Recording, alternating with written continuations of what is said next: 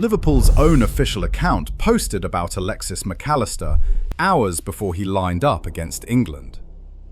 Within minutes, the club's own supporters were in the comments calling it a disgrace. This is the story of how one routine hype post turned into a Liverpool fan revolt, and how it landed in the middle of the ugliest week of Alexis Mac Allister's international career.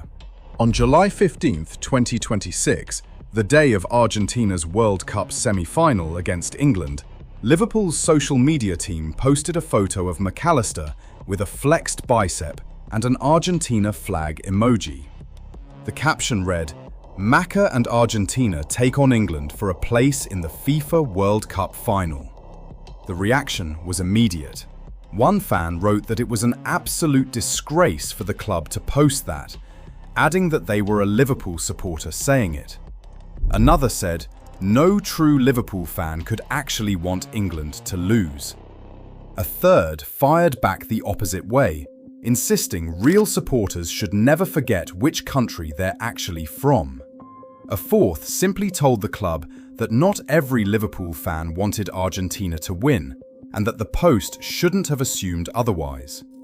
But there was a reason it stung this badly, and it had nothing to do with England. Plenty of Liverpool's own fans had spent the year frustrated with Mac Allister, watching him look off the pace domestically, with question marks raised over his fitness and his physicality game after game. Then the World Cup started, and the passion and sharpness that had gone missing at Anfield all year suddenly reappeared in an Argentina shirt. That should have been reassuring. For a lot of fans, it was the opposite. If he could play like that, why hadn't he been playing like that for them? One outlet covering the club went as far as saying it raised real doubts about his actual commitment to Liverpool. So when the club's own account celebrated that same form against England, it landed on a fan base already split on how they felt about him. 3 minutes in, that's all it took. Mac Allister's teammate Enzo Fernandez caught England's Elliot Anderson with what looked like an elbow to the head. Referee Ismail Elfath waved it away as a simple foul. No card. England players surrounded him in disbelief.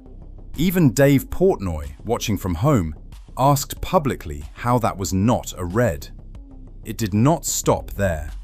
The first half alone produced 19 fouls.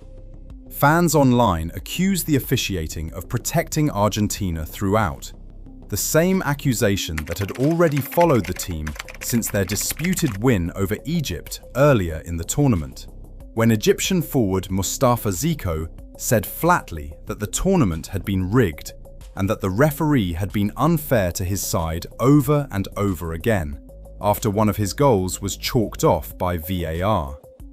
Argentina went 1-0 down to an Anthony Gordon goal in the 55th minute, then equalised through Fernandez in the 85th, before winning it in stoppage time, 2-1. England were out.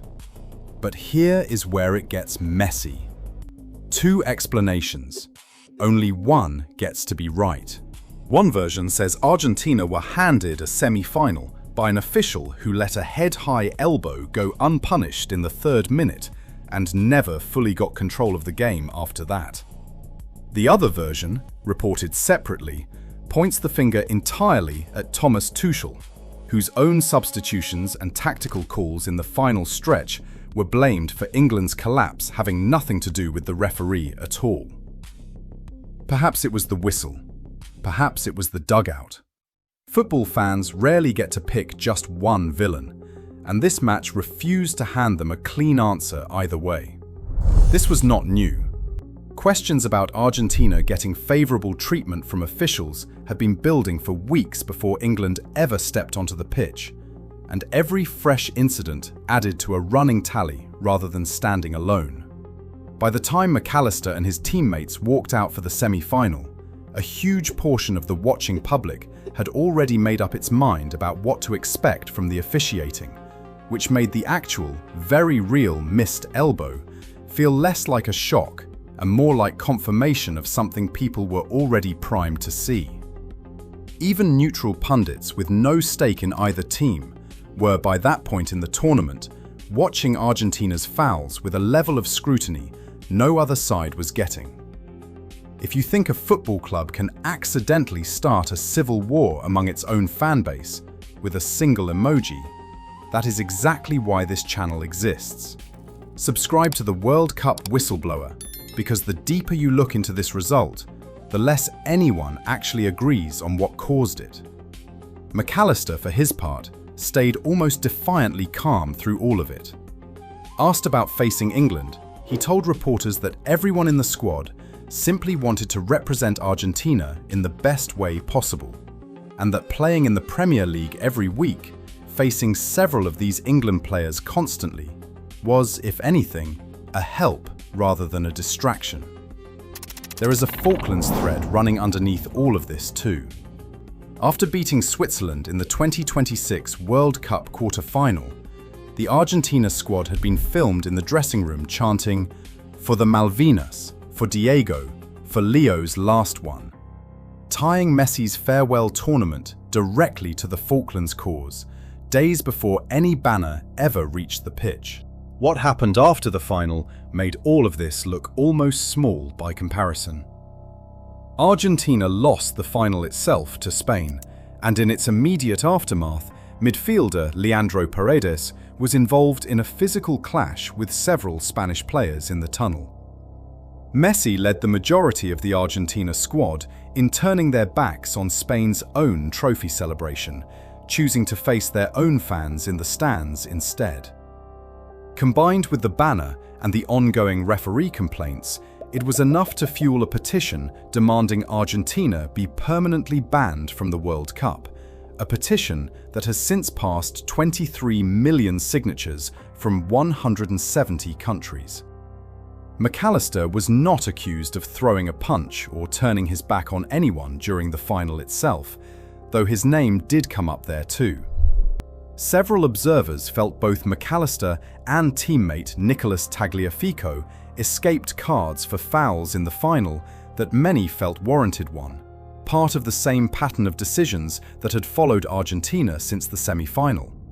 But he plays in that shirt for that federation, and his own club had spent that week publicly cheering him on against the country his employer is based in. When Argentina became one of the most disliked international teams on the planet within days, Liverpool's flexed bicep emoji from before the semi-final suddenly read very differently in hindsight. Mac Allister has since posted his own reflection on the tournament, thanking his family, his teammates, and Argentina's fans, and addressing critics directly by saying that people mocking their heartbreak only made the squad prouder to be Argentinian. It was heartfelt. It was also written by a player whose national team is now facing a global ban petition, whose semi-final win is still argued over by two entirely different explanations, and whose own club has yet to say another word about the post that started all of it. And that silence says something.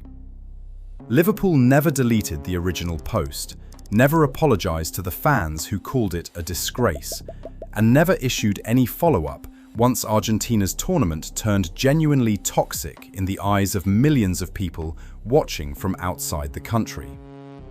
A club that reacts instantly to a marketing complaint on a normal match day has said nothing at all about one of its own players being tied to a team now facing 23 million signatures, demanding it never plays international football again.